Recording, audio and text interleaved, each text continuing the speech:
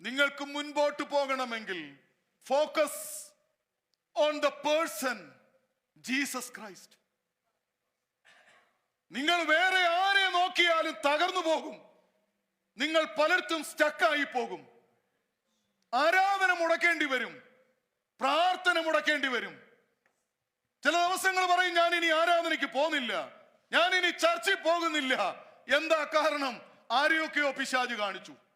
ഒന്നുകിൽ ഓടി തളർന്നവനെ കാണിച്ചു, അല്ലെങ്കിൽ ഓടി നിരാശപ്പെട്ടവനെ കാണിച്ചു, അല്ലെങ്കിൽ വഴിയിൽ നിന്നുപോയവനെ കാണിച്ചു.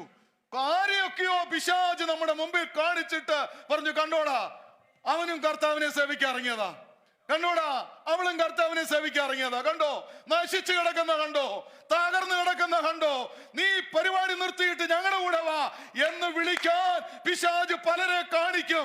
അപ്പോൾ പറയണം, ഓടി തളരാത്ത ഒരുവനുണ്ട്, ഓടി ക്ഷീണിക്കാത്ത ഒരുവനുണ്ട്, അവൻ ഓടി തികച്ചവൻ